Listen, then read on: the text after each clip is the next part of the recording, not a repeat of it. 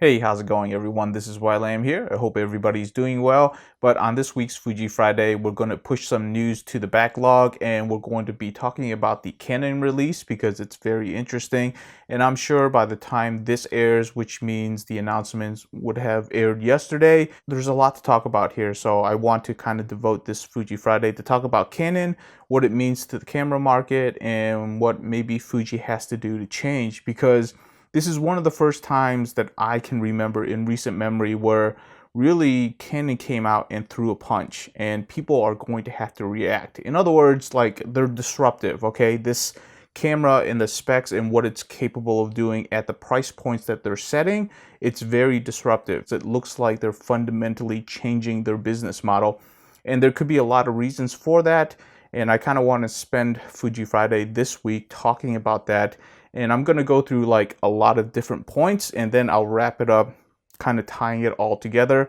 It's going to be a little bit strange, but trust me, I'll tie all of it together once we're done. So the first data point that I want to talk about, and I kind of started this conversation on episode 87 of Fuji Friday, which is me talking about how this pandemic, how this downturn is going to be very disruptive, but how new companies and new ideas are going to emerge, and they're going to be multi-million-dollar ideas. So what I want to do is I just want to quickly show you a news article, and this is a snippet that I'm showing you from a larger news article. Links are going to be down below, but it shows a very prominent film studio investing in an air filtration company. Okay, this is something that's very odd. You don't really normally see this, and this is exactly what I was talking about, because when we have this disruptive of an economic downturn, everybody suffers. Everybody's balance sheet is going to suck. There's really nothing you can do about it. A part of the business will always focus in on cost cutting and making sure that the business stays viable. Now, that's something that we all see in the public light because that's what everybody hears about, but there's also another part of the business that will continue to innovate and will continue to invest, and they actually see that as the most important thing. The reason why I'm talking about this is because that kind of falls in line with what Canon's doing right now. So I'm going to leave that story right there, but I will come back to it. Fast forward to what Canon is doing right now with their releases of the R5 and the R6 and what these cameras are capable of doing, and fundamentally changing what they have done for the last more than a decade, I think. Can't really remember like a recent camera that really surpassed expectations, but we know Canon as a company that's really good at segmenting their users and then squeezing them for all it's worth. If you want this feature, you can get this camera, but if you want these features, then you're gonna have to go buy this camera as well. And they kind of segment out everybody, and they've been doing it for a very long time, and honestly, we've kind of gotten used to it. We criticize them quite a lot, but they fundamentally haven't changed no matter how much criticism we give them. But fast forward to 2020, pandemic happens all of a sudden. In 2020, they started operating differently. We started hearing different things. The hype was about the same, but then they started delivering on the hype. And that's what is fundamentally different, which is the first time when we heard about the R5, they gave us, 8K, 20 frames a second. Everybody was hyped about that, but we've seen that before with Canon, and they've never really fully delivered on those features because there's always a gotcha somewhere.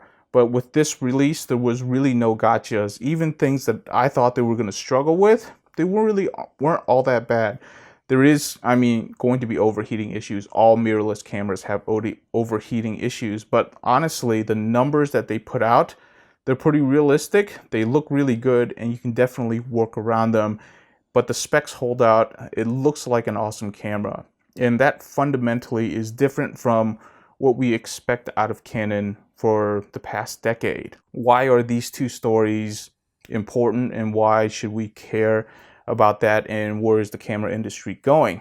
The reason why I bring this up is that, fundamentally speaking, when we have this type of economic downturn, there's always a part of really good businesses, I'm talking about the tier one businesses of the world, that will find this as an opportunity to innovate, to actually change their position in the market, and to come out of these recessions stronger, in better positions, ready to grow. Everybody's balance sheets for 2020 is going to be crap, and it's not going to look good, and everybody's going to have losses. That's already a given, and everybody in leadership positions already knows that.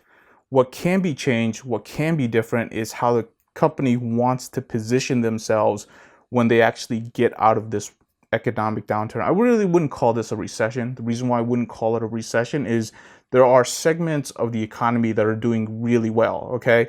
This is not like a recession, because in recessions, everything goes down. But like you talk about online companies, distribution company, logistic companies, software companies, they're not affected as much. They're still operating at pretty much like full capacity or better, because they've implemented things to be better. And I've been a part of that, and it's been very eye-changing on like how executive can radically change during these type of economic downturns. These are the type of tidbits that are important, because they show you what executives are thinking and how they're positioning their companies.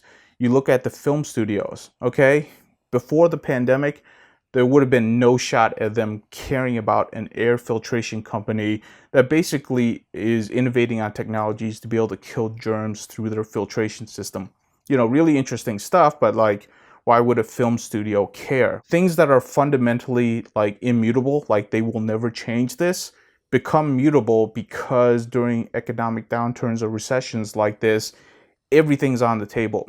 Things that they have not touched and will not touch because it continues to work, all of a sudden becomes changeable. So for a film studio, being interested in a filtration company, absolutely on board. Is it going to make a completely new segment and make a lot of people rich in segments that didn't exist?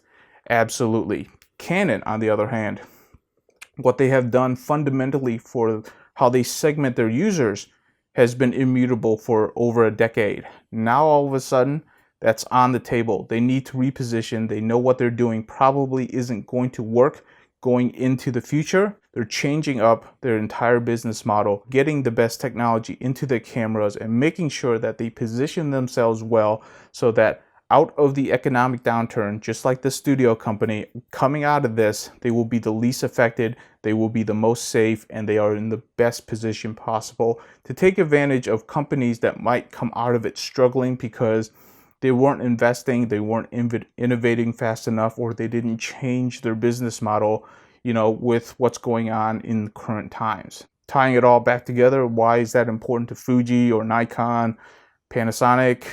Don't really know what the Micro Four Thirds companies are going to do, because they're going to get left out of this pretty soon. But you can see a company like Sony, they're definitely going to punch back. Okay, that's pretty much the reputation of Sony, is that they're not going to lose in a technology war. And this was clearly a punch in terms of technology advancements and them being, or Canon being on the same, you know, pedestal as Sony. So Sony's definitely going to punch back. That's something that we know.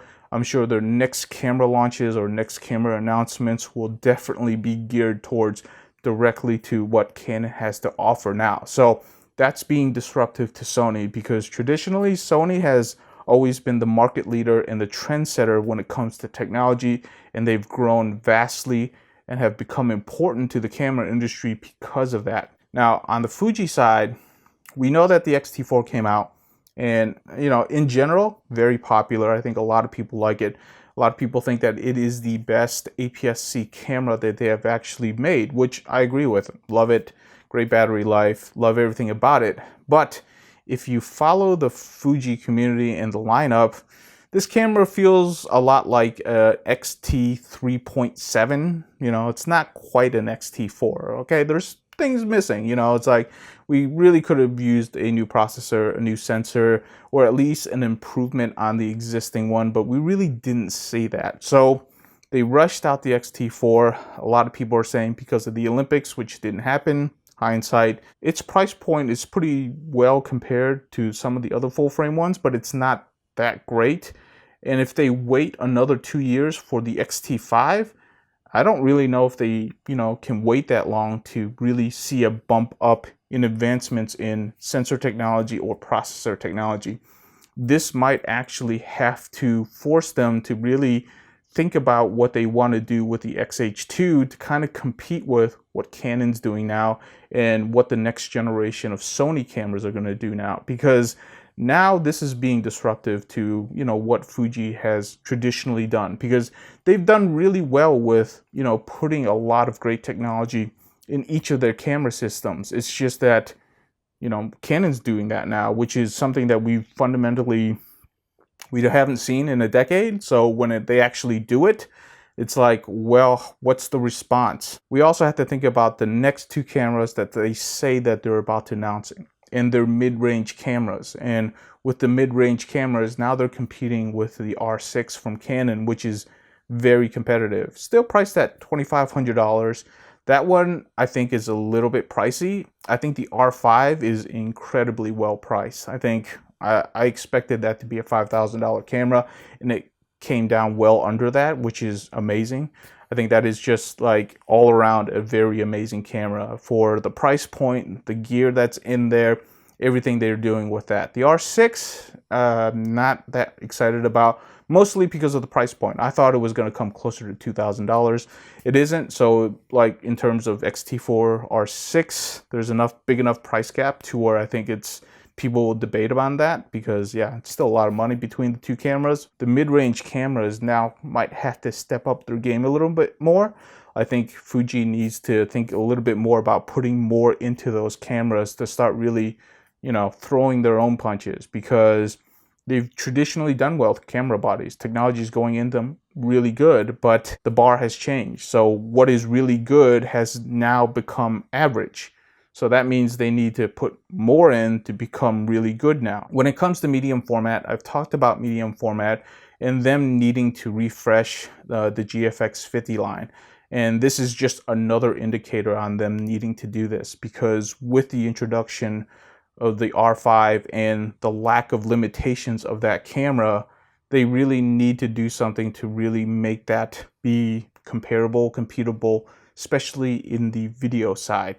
A lot of the new innovations that are coming into mirrorless cameras come on board on the video side. They really introduce new users to their brand, because video users are a new segment, and mirrorless cameras are trying to grow into that segment. It'll be interesting to see if Fuji, in the next two cameras that they announce, whether or not they're going to put more into those camera systems and really try to meet that new bar that's coming in right now. I really hope that we start hearing about a refresh of the GFX cameras, because I think it needs it. Obviously, the GFX 100 is going to be perfectly fine for quite a while, but it's still a $10,000 camera. Really interesting things to talk about over the next probably couple of months, on and off. But I hope this was interesting to you, because it's interesting to me. There's a lot of interesting things going on. Definitely pay attention. Let me know what you think. I hope this Fuji Friday was interesting. Hope you're doing well, and I'll see you in the next Fuji Friday.